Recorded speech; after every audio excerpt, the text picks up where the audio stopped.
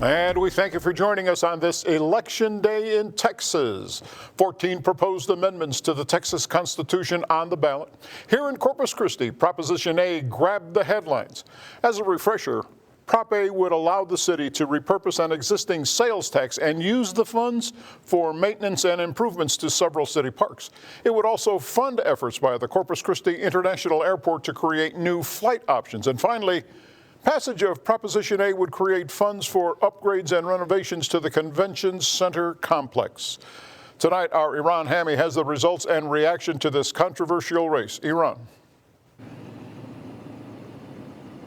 Yeah, thank you, Andy. As I last checked, all voting centers have reported in, and the overwhelming majority have voted against Proposition A, nearly 70%.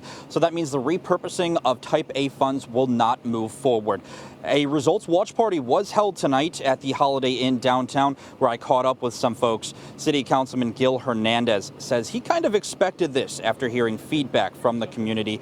David Loeb is a resident who has been pushing against Proposition A, saying the city's plans are not what the residents want. Hernandez says there were too many what-ifs for this to be a concrete idea. Here's what Loeb and Hernandez said to me earlier.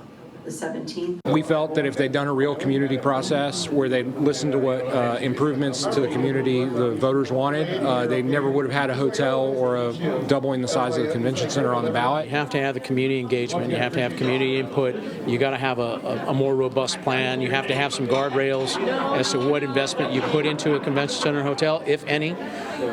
But you got to get that input. And I did get to catch up with Mayor Paulette Guajardo, and she did send me a few comments. She said, quote, "I want to express my heartfelt gratitude to the voters of Corpus Christi. I believe voting allows an important opportunity for a community's voice to be heard.